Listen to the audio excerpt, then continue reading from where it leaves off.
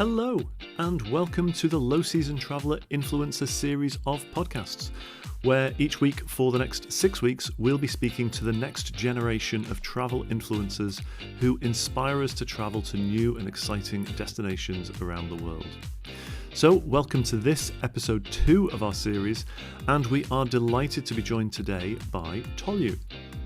Now, Tolu is a travel content creator who specialises in affordable luxury travel and providing travel tips to her rapidly growing audience on social media via her channel, which is called Travel With Tolu. In her feed, Tolu shares photographs of her travels, useful advice, travel tips, and generally provides inspiration for young people to travel and explore the world more. As with most of our other guests in this series, Tolu doesn't travel full-time, although she wishes she could. She works a 9-to-5 in the finance world and travels purely for the love of travel itself. Today, we talk about how Tolu started her blog, her travels in places like Sierra Leone, Malta, Dominican Republic, and much, much more, including flat belly t-shirts, would you believe? So join us now as we discover what the world is like when we travel with Tolu. Enjoy. So, Tolu, you are very welcome to the Insider Guides podcast. Great to have you on the show. How are you? I'm good, thanks. Thank you for having me. I'm very excited to be here. It's our honour and our privilege, Tolu, to have you grace us on this show. We're really excited to learn more about you, and I'm sure our audience are as well. So thanks for your time. Let's get straight into it. First of all, tell us, who is Tolu and what do you do? So if I'm going to summarize that into a few short sentences. So I'm Tolu of Travel With Tolu. So I'm a travel content creator who's all about affordable luxury. I don't quite have the wallet to, fulfill my indulgent luxury needs. So I make my luxury travel affordable. So affordable and attainable. And I basically put out a lot of travel tips and some travel inspo on my social, so like my travel Instagram, my blog, and just try and kind of inspire young adults like myself, so within my age bracket and also older and younger, just to kind of get out there, see what the world is all about, open themselves up to new experiences and whatnot. And I just try and, kind of communicate that through really exciting visuals, holiday recaps, and blog posts. So that's a bit about what Travel With Tolu is all about. I love it. Well, we discovered you through your Instagram. So obviously, you've got multiple channels. You've got your website, and we'll give out all of the links at the end of this.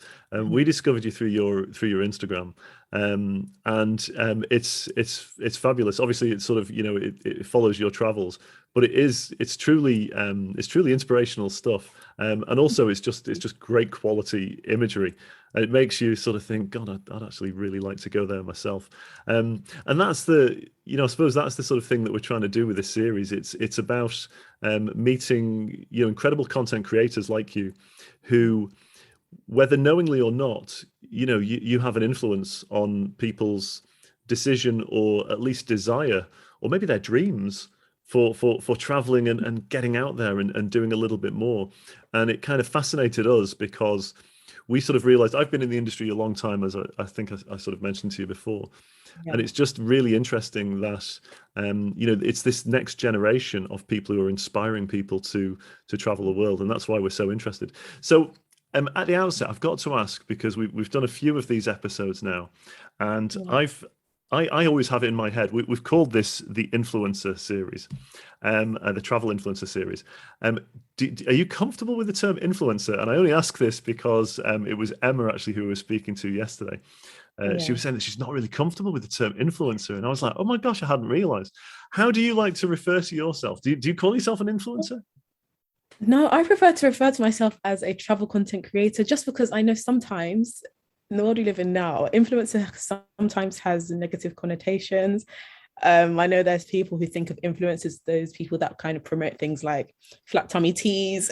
they promote things that they don't actually care about. It's just things that they promote for a quick buck. So I kind of understand why a lot of people don't like that term. I prefer the term content creator, but I know influencers are a lot more popular, so I don't really mind. I just tend to refer to myself as a content creator.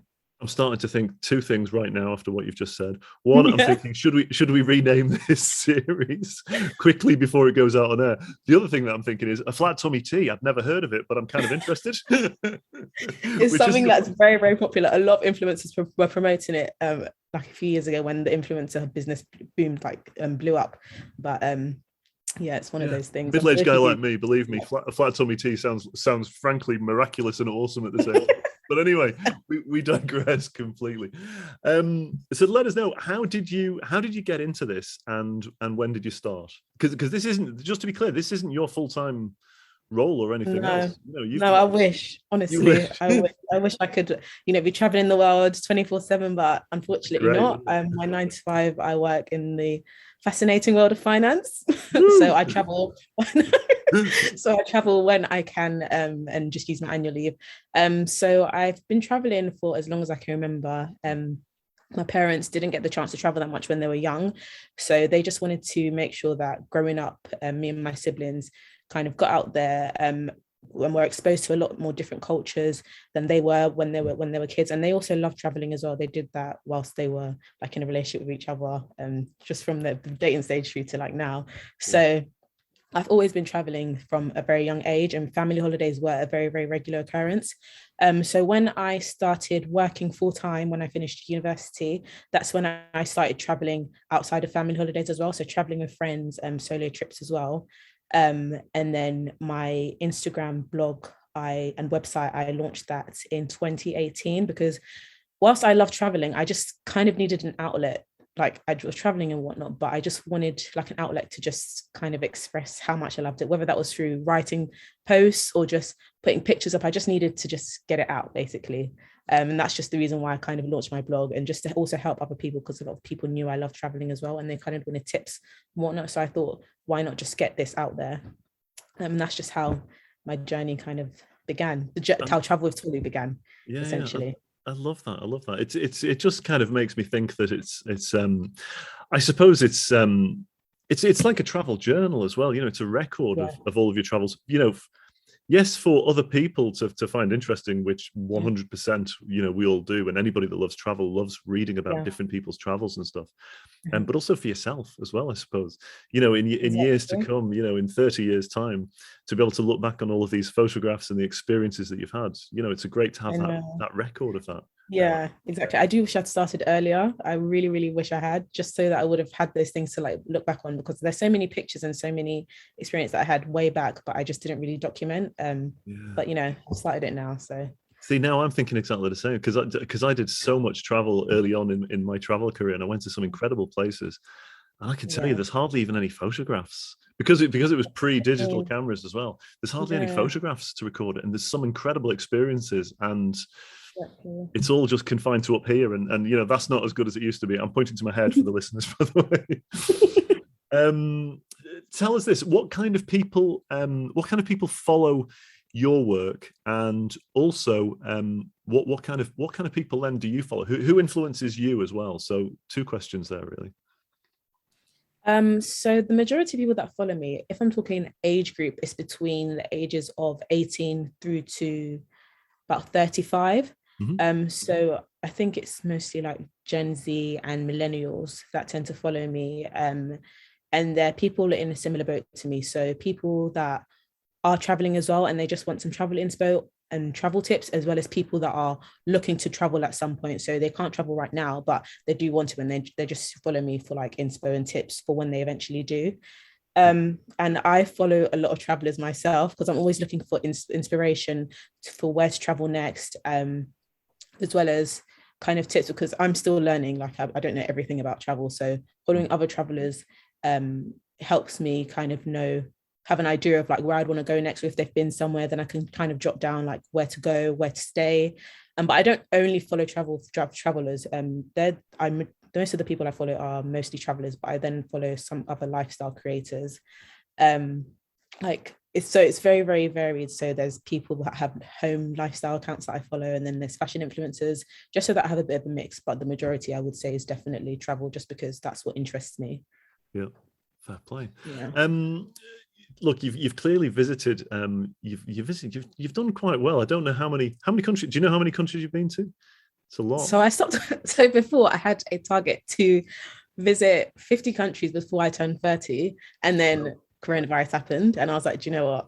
I'm 30 in a few years. I'm not going to give my age. I'm 30 in a few years. I don't know if that's going to be possible anymore. So I just stopped counting. But I think the number is between 35 to 40 at the moment. Okay. I'm not exactly sure. It's quite a variety of different sort of destinations that you've been to. Now, one of the topics, and look, there's quite a lot. I'm just having a look on the top here. You know, there's places in Malta, Sierra Leone. I'm kind of curious on. Actually, let's just go straight to that. Tell me about Sierra Leone, because that is somewhere. You know, I'm pretty well traveled myself. I know nothing about Sierra Leone apart from that it's in West Africa. And tell us a little bit about how did you get to be in Sierra Leone, and tell us just a little bit about what the experience was like. Oh, I had such a good time there. That's quite a question that I've had from a lot of people, because I'm not from Sierra Leone myself. So I was born and raised in the UK, but my ethnicity is Nigerian. And a lot of people are like, why did you get to Sierra Leone? Why didn't you get to Nigeria? And the reason is, my boyfriend's actually from Sierra Leone. Okay. So he invited me to come and meet his family and stay over there for Christmas, which is the reason why I went. And I'd never been before. I didn't really know too much about Sierra Leone. Completely surprised me, like absolutely beautiful destination. I definitely recommend it. If you're looking for, you know, beaches, amazing food, great weather, and then also a bit of adventure as well. Like there was so much that we did there that just had everything. We had a great time. Like, it's somewhere that I'd even recommend as like a honeymoon destination, just for the beaches alone. And some of the islands that they have there. It was absolutely gorgeous. And the country is very, very green as well. So the few beaches we went to where it's just like white sand, beautiful ocean, and then the backdrop is just like rugged mountains. I've never seen anything like that before. It's absolutely gorgeous, and the people there are just so friendly and so welcoming as well. I had such a good time. I actually cried when I left. Oh my gosh. Which I have never done before. I cried when I left because I was not ready for my holiday to be over. I had such an amazing time. It was gorgeous. It sounds incredible. When you talk about the friendliness of the people, to be fair, I find, and I'm not hugely well traveled on the African continent, but for the most part, people in Africa generally are just so warm and friendly, you know, and it always interests me, because, you know, there's a lot of people, like, you know, friends and people in the industry, and that's one continent they haven't done as much travel in. And I always say, oh my God, that's, you know, it is actually the best continent to travel in, because it's so easy to speak to people. You know, so if you're a traveler that really likes to engage with local communities, it's so easy to speak to people, you know, in most parts of Africa.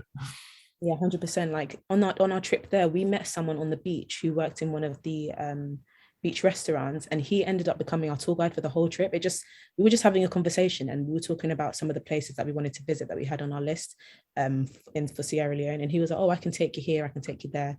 And he was our tour guide for the whole trip. He took us to so many places, and he became almost like a friend as well. Like, we felt so safe.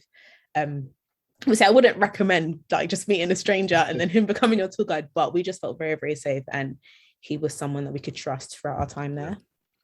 It's important, isn't it? Do you know, I'm just remembering the last time I was in Kigali in Rwanda, same kind of deal. There was a guy, and actually I think he listens to our podcast, Romeo, if you're out there, shout out to you.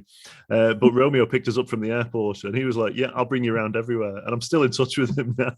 Just a great guy, just learned so much about the land of 1,000 hills in Kigali. On that sort of subject, when we're talking about Africa as well, you know, I always sort of say that the food in Africa is just actually phenomenal as well, and again, it's so varied, and we love our food at Low Season Traveller because we're all about traveling during the low seasons, of course, and one of the aspects of cultural heritage that is available all year round, whether it's the peak season or the low season, is of course the food, the cuisine, which is wonderful. So I wanted to get your take on where's some of the best food that you've ever had, or the best kind of cuisine that you've ever had? Oh, best cuisine that I've ever had whilst on my travels. I would have to say, this is going to be really, really, really biased as well. I'm going to say Nigeria. Oh, completely biased. But go on, tell us about it, because I don't know anything about the Nigerian cuisine. Maybe our listeners don't.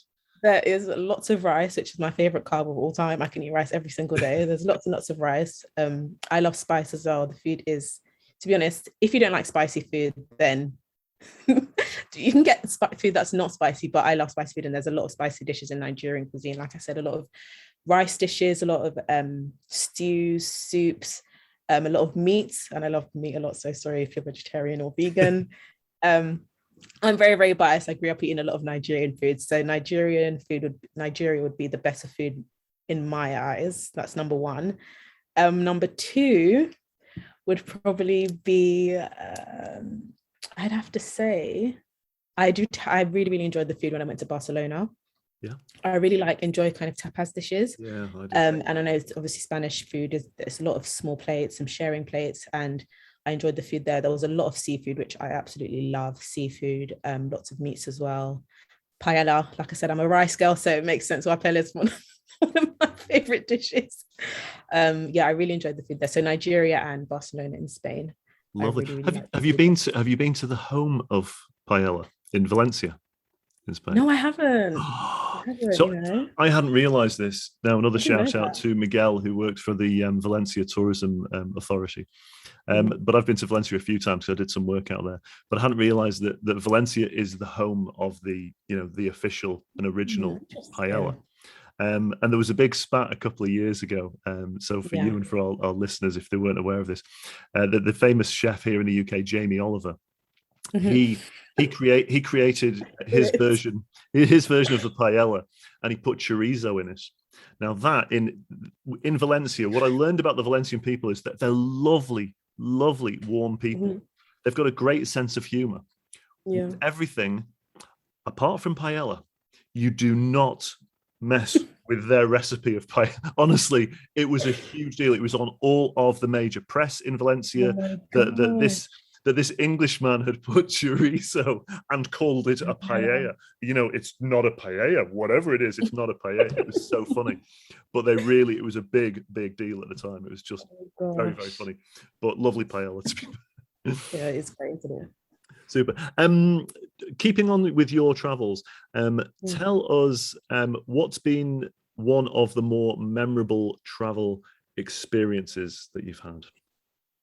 Memorable. So this is memorable and quite funny, actually. So this is when I went to one of my favorite trips, which is Dominican Republic. So yeah, this was one of my favorite trips. It was a girls' holiday. There were about 7 of us. This was back in 2017.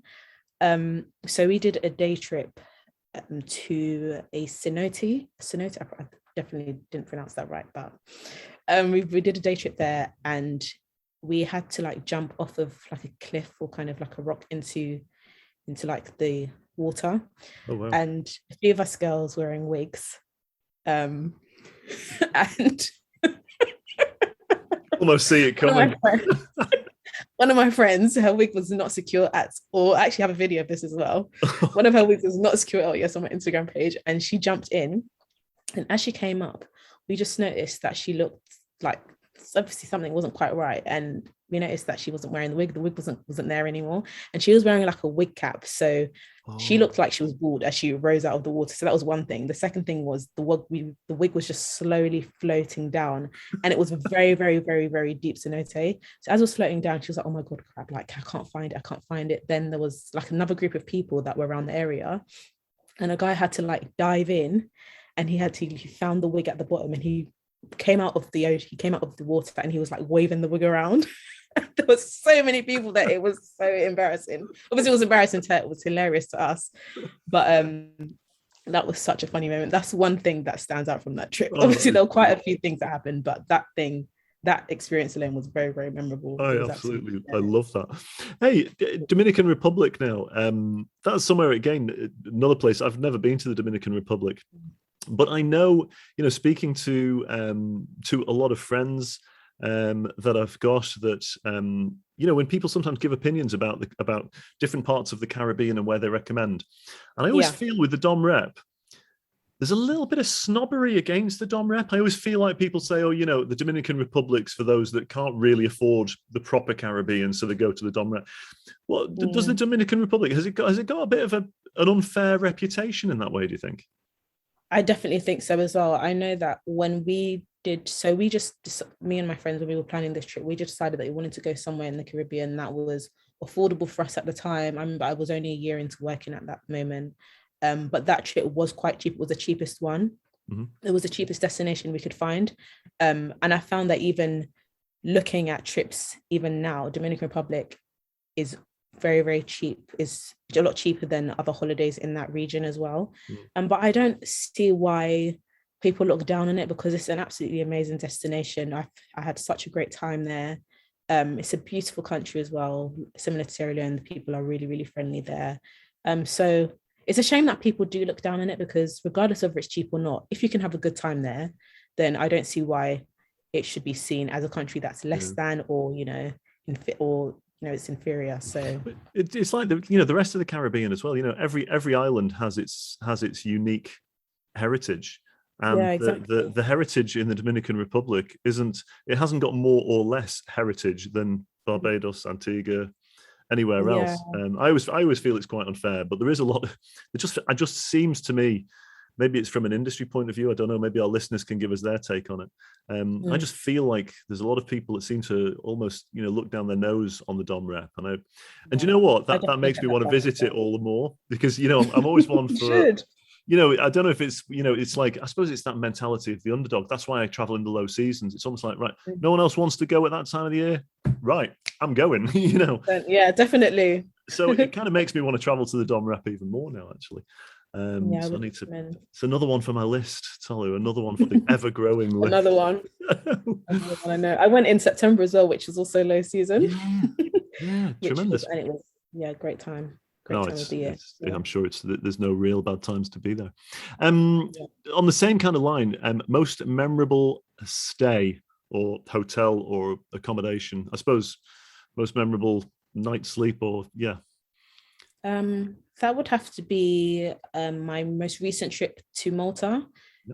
So I was there in June, just a few months ago, and I was there for about a week. I stayed in two areas. So for the first half of my trip, I stayed in St. Paul's Bay, and the second half I stayed in Valletta. Whilst I was in St. Paul's Bay, I stayed in an apartment overlooking literally St. Paul's Bay. And I had the most gorgeous apartment. It was huge. I definitely didn't need an apartment that big just for myself. But I had like a balcony looking out to the seafront, to the waterfront, and it was just absolutely stunning. I need to upload some more pictures of that trip, to be honest, but it was just absolutely stunning. And I was in an area that was quite quiet. I didn't really want too much noise. I guess in quarantine, I've been living at home, being with my family and whatnot. So I've not really had that much peace and quiet. And I just needed to stay in a place that had lots of peace and quiet, all the kind of facilities that I needed, but also had a gorgeous view and just everything I needed around me. So that place in particular, probably been one of my faves, top two probably, out of all my places that I've stayed at, because it just had everything I needed and the view was just gorgeous. And so how did you find that place? So I found that one through Airbnb. I am a huge fan of Airbnb, like Airbnb and booking.com. I use for everything. I use mostly Airbnb, if I'm being honest, just to find like apartments and just kind of unique stays on there. And I've always been really fortunate in finding really, really great places there. I used Airbnb a few months before, actually, to stay in like a converted stable. I had like a solo staycation, and I went up to Daventry in Northamptonshire, and I stayed in a converted stable there, and I just needed some peace and quiet again. And I had a great time. So definitely recommend. I love that. Yeah, it sounds great. So again, all the details for that will be, of course, on your feed. Everybody needs to go onto Instagram to find out and see the photos for themselves, of course.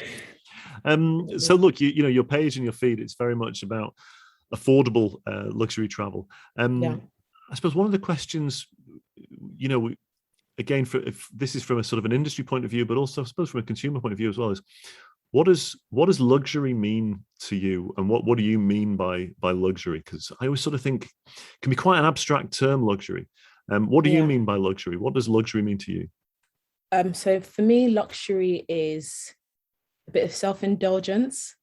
I like to be extreme. Like luxury for me is just being extremely comfortable, having that bit of self-indulgence, and also that bit of pleasure as well. So for me, in the past, in my early days of traveling on my own, I stayed I stayed in a hostel for the first time. Now, that to me personally wouldn't be what I'd call luxury, but then for me, staying in a gorgeous waterfront apartment or staying in, a gorgeous 4 or 5 star hotel, that to me is a little bit of luxury. So yeah, definitely a lot of comfort, just a little bit of self-indulgence and pleasure. I know luxury is different to everybody, definitely, but that's how I see it, I think. Yeah, and then obviously staying within my price bracket. Yeah, absolutely. Well, now on that, we sort of talk about, affordable luxury. I think our listeners would like to hear any trips where you managed to get or find an incredible deal. What kind of, and how do you find those kind of deals to get that affordable luxury? So I think where I've definitely took advantage of affordable luxury was when I went to Norway a few years ago. So I actually got a return flight to Norway for £11, which is the cheapest. No. I know. That's I know. insane. £11 return ticket. That's insane. I mean, gee God, that's like 2 Starbucks coffees. Yeah, I've never ever paid that much for a flight before, or that little. Sorry, not even that much. I've never paid that little for a flight, and that was just through the Skyscanner Find Everywhere function, or Go to Everywhere function. Honestly, guys, if you've not used it before, you need to take advantage of that. That's how I book all my trips now.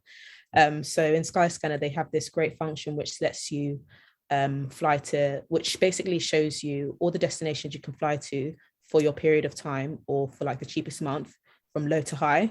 So I found a £11 flight to Norway and back to London on there, and it was through Ryanair, because Ryanair always have crazy deals. Also download the Ryanair app as well, because they're always advertising like £9.99 one-way flights or £5.99 one-way flights. I've even heard there was a time they had like £1 flights, so this is like way back in the day. But yeah, definitely take advantage of that.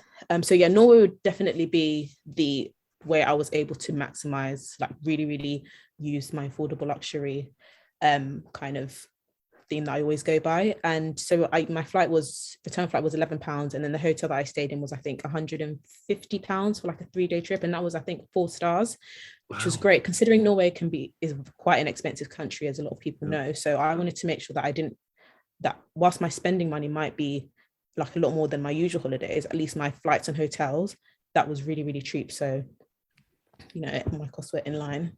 I love that. I love that. That is such a good. Whereabouts in Norway were you? So we stayed in Oslo. Yeah, that was with a few friends. We went to Oslo, and we went in March, and it was absolutely freezing.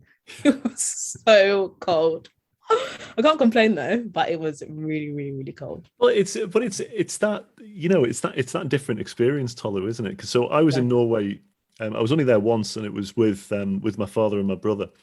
And we went to northern Norway, so to Tromsø. So we went via Oslo, but it's well into the Arctic Circle, and we were there in February. So it was low season, but it was -30. I mean, I've never felt cold like it in my life. Now I didn't have. For me, it's going to be cold. So, I bring the jackets and all of that kind of stuff. I didn't even own a pair of thermal long johns. I mean, I didn't own any. You go outside, and genuinely, I was laughing at my brother, because he did have thermal long johns. He's done skiing and stuff before. Yeah. And I was laughing at him. I was like, "Oh, the state of you're a disgrace." And I was having such a field day. We got outside, and I was like, "Guys, I have to go inside. I actually can't stand out here." So I had to go and buy some thermal long johns. It was insane. I felt my ears were going to drop off if I wasn't wearing my hat. You were not prepared at all. Not prepared in the slightest. But that's the. And I'm not a cold person. I prefer the warmth every day of the week, and my family would attest to that. But there was something kind of wonderful about it as well, because it was such an extreme of cold.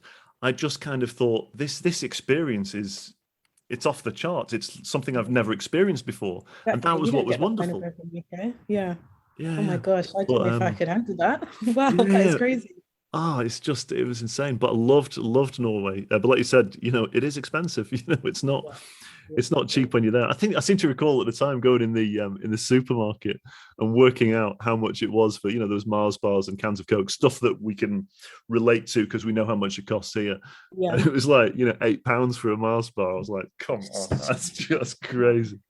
Yeah, we took an Uber out there, and a 10-minute journey cost us about 30 pounds. Well, I can't remember what the currency was, but yeah, it cost us about Yeah. 30 pounds when we converted it. It was, yeah, it's very, very pricey. Just make sure you prepare, or you just, Yeah.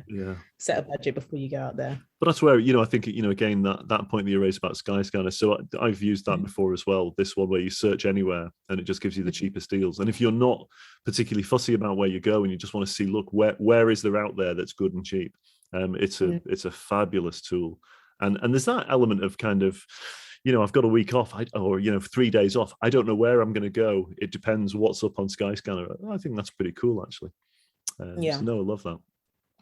Definitely. Right, tell us about any future trips now that you've got planned. Obviously, it must have been an incredibly hard past 16 months for you. You're an avid traveler and you're very passionate about your travel. So first of all, tell us about the past 16 months. Just how hard has it been for you? And then, what are you going to do at the end of this? Once we can start traveling again a little bit more freely, what are your plans? So the last 16 months have definitely not been fun. At the start of lockdown, I planned a group trip. So my first group trip and was a ski trip, something that I've never done before, but something that I knew that a lot of my friends and people that follow me had always wanted to do. So I thought, why not put this together? And the week before we were meant to fly out, I got a email or notification saying that all the ski resorts in France were closing because of Corona. Oh. So I was absolutely gutted. Ski trip was sold out as well. But yeah, I was just gutted because it was just like, I'm so close, and then just this pandemic has ruined everything. And just a lot of months of planning and a lot of work had gone into that. So I think the first few months of that lockdown was just trying to just get money back and just sorting out loads of different issues of different vendors that I'd used, which was just a nightmare. I think that was definitely hard, and then not being able to travel, something that I kind of use as a form of escape, and just something that it's a very fun hobby to me. I see traveling as a hobby. So knowing that I couldn't do any of that anymore was quite hard as well. Lost my job because of coronavirus. So there was just so much going on. So yeah, it was definitely quite difficult. But after the first few months, I got into a stage where I was just like going through my videos and pictures of previous travels that I'd done, but I hadn't actually uploaded onto my blog or uploaded onto my socials. So I started doing like travel recaps of trips that I'd done, which were really, really, really popular. My engagement just blew up when I started doing that. And I loved, I loved the responses that I was getting from a lot of my followers, and, they found it really helpful. And it was just great because it's like, okay, it gives me something to look forward to. I know whilst I can't travel right now, but I'm posting up, videos of travels that I've done in the past, and, it just gives me something to look forward to. And so that helped. And I was cooking a lot as well during the lockdown. I was cooking a lot as well, which was fun. I know now that's not the case. What kind of stuff? What kind of stuff do you cook? Do you cook stuff? So when you travel, do you try and sort of then replicate, some of the meals that you've had when you've been traveling back home? Oh, have I done that before? I don't think I've done that actually. I feel like I probably haven't done that because I don't think that I'd be able to actually do the meals justice. Do you know what? I think it's if you get the right ingredients. I've tried every single time, Tolu. I try every single time, and it never tastes the same when I'm eating it in Rochdale in the north of England. Funnily enough, it doesn't taste the same as it did when I was in Thailand. Exactly. I just don't know if I'm ready to deal with that kind of pain. I just don't think I can. No, I've not tried that before. But yeah, I was doing a lot of that through lockdown. And I think it did, I know, what's it called? A lot of country travel did open up briefly last summer. So there was a point, I think in August, where I literally randomly used the Skyscanner option, the search everywhere option. And I saw that tickets to Venice were quite reasonable. And I'd never been to Venice before in my life, but I'd heard that Venice is a place that can be absolutely crazy during peak times. Like you cannot move about. It's just not that enjoyable for a lot of tourists, and even for the locals that are living there as well. So anyway, I found really cheap flights to Venice through the Skyscanner option that they have, and I literally flew out there for a day trip, which is something that I've never done before. I went there for a day, so I had a flight at like 6 a.m. and I got back at like 12 o'clock midnight. I definitely wouldn't recommend that. Somewhere like Venice, I wish I'd spent longer there because it was so quiet. Like, and even the one of the so I booked a photographer out there as well. And whilst I was speaking to her, she was like, "Yeah, this is literally the perfect time to come because you can actually see in front of you. You can move around peacefully. It's not packed." But that was like my first taste of travel, since we'd been locked down and things had opened up again, which was really, really fun. That was a really cool experience. I was absolutely exhausted because I'd traveled and done everything in a day, but it was very, very fun. Do you know what do you know what? Hats off to you though, Tolu. I know a day is a short amount of time. So I've never been to Venice either. And honestly, because I, low season traveler, I personally, I hate crowds. And Venice famously suffers from over tourism. It's crazy. And so much so people have said to me, actually, any time of the year these days, you can't, it's just rammed with crews and everything else. And the irony was, it was somebody, our partners at a company called IC Bellagio based in Italy, Andrea Grisdale, she said to me, she said, Jed, this is probably your last chance to see and experience Venice as you would like to experience Venice. Because the reason I haven't gone to Venice in recent years is, honestly, I just thought it's not the experience that I would want from Venice.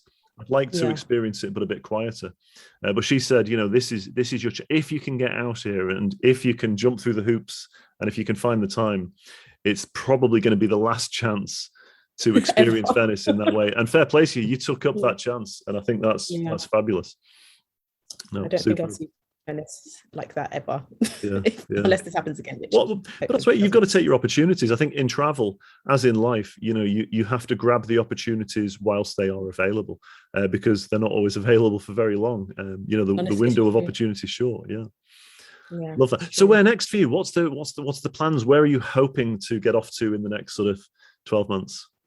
So I actually have a trip coming up end of September, which I'm very, very excited about. So I am going on a group trip. This one's not one that I've planned myself. This is one that my a friend of mine, she's just started doing group holidays.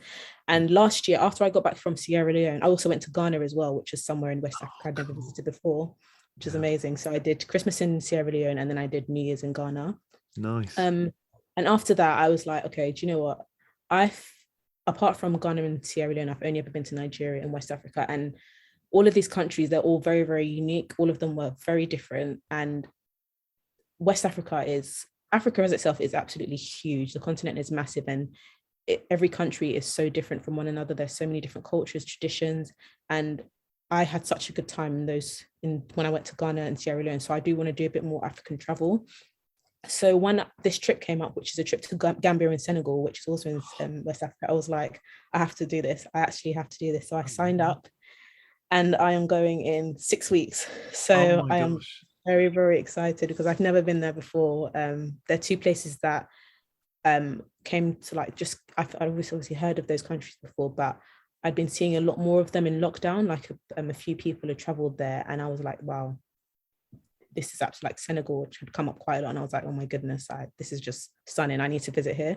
But I wasn't sure. I didn't want to travel there on my own because it's a French speaking country. I do not know a word of French. So I was like, okay, this is a group trip. There's going to be a translator there. There's going to be people there that kind of understand. So sign me up. And that's where I'm going. Fingers crossed. Oh my gosh. So we're going to be on your feeds. We're going to be able to see a lot of stuff from West Africa then in the coming days.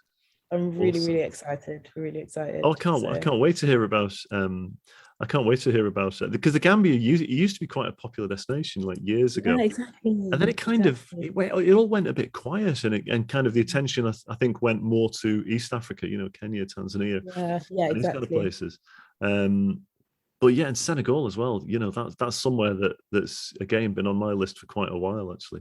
I'm looking forward to hearing about it. Hey. I know I'm putting you on the spot here as we're doing a podcast, but would you join us again for a podcast and we'll do a special on Gambia and Senegal when you come back? Oh my gosh, absolutely. I'd love to. Oh, that would be so cool. Gosh, yes, I would love to. Okay, definitely. Cool. Awesome. Right. We'll book you in for that. Sorry for putting you on the spot there. Oh no, it's fine. No, definitely. Sign me up.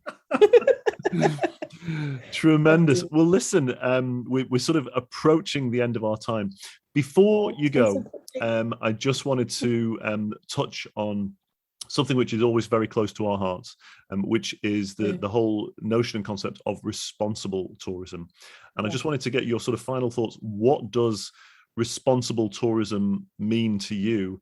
And what role do you think content creatives like yourself can play in making sure that tourism is more responsible? So I think when you think of responsible tourism, I think a lot of people, they'd automatically go to, they'd automatically think of ecotourism and think about, traveling better to help the environment. But what I tend to think about is helping communities that live in these countries as well. So, for example, I think a lot of people, when they do go on holiday, it's so easy to go to a lot of these big brands and big companies, which are benefiting people that are, might be based in other countries. But I think it's also important to think about doing things like tourist activities that are actually benefiting the local community. So maybe going to that local restaurant that's owned by a local, or literally just doing a walking tour that supports a local from the country, something like that. So that's sometimes, a lot of the times I think about that, just ways to help the local community. And because a lot of the time they're not really getting the support that they need or that they should be getting. So I think that's really, really important for travel content creators like myself to just not also, I know it can be convenient to go through big brands or, really well-known brands, but also just think about the community and find kind of things that you can do that can also directly benefit them. I think was my way of trying to be a responsible travel content creator. I love that. And that is so, listen, I couldn't agree more. We just recorded a podcast, which we're releasing tomorrow. So at the time when this goes to air, it will have been released already, with a former industry colleague of mine and very good friend, Nick Balmain. But she was just in Nicaragua last week, and she came across a concept that she just said, Jed, this is what socially responsible tourism is all about. Yeah. What is this company is called the Good Hotel Company. So you can look this up, and we're going to share the links when the podcast releases tomorrow. But what they've gone, this guy is a Dutch guy actually. He set up a couple of hotels in Antigua, but the Guatemalan Antigua. And in these hotels, it's a bit like a bit like a community project. They're really wonderful hotels, so really lovely. And by the way, there's one in London as well. It's called the Good Hotel, and it's out by the docks.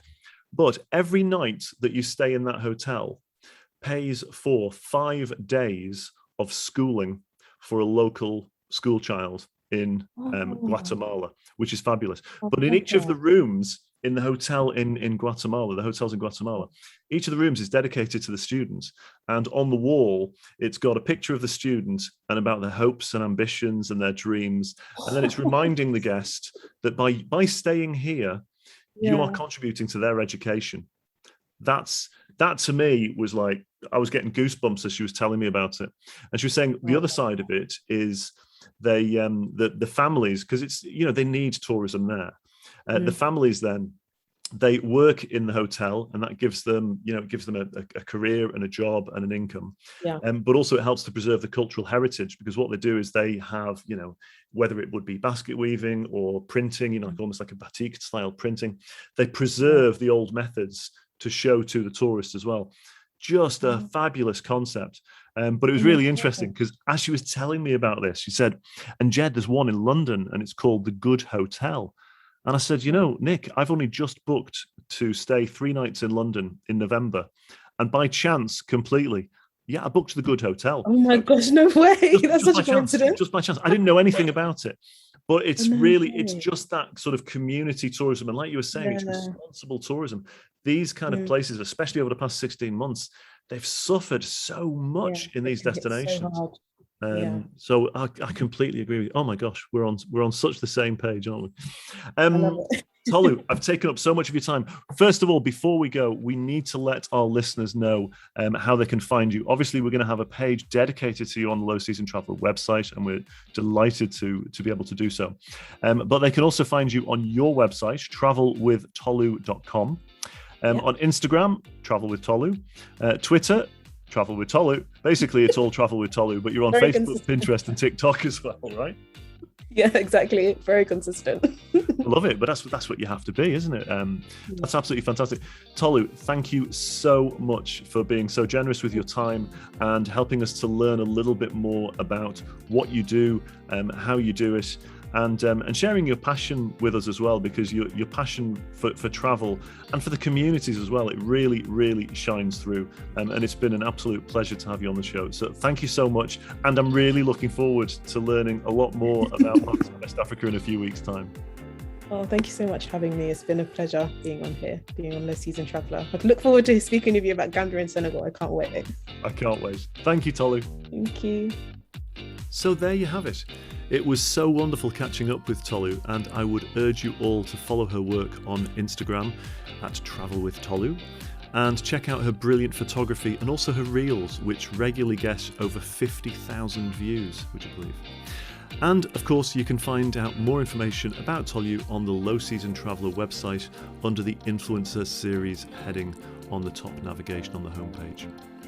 But that's a wrap for this week. Please do join us next week for episode 3 of the Influencer Series, where we catch up with another wonderful guest who inspires her huge audience with her passion for one particular city which may just surprise you.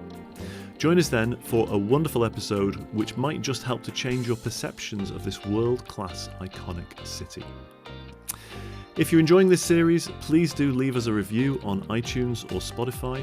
And if you have any questions for our guests or feedback, please send them directly to me at jed@lowseasontraveller.com. Until then, take good care, stay healthy, stay safe, keep your travel dreams alive, and remember that travel is always better without the crowds.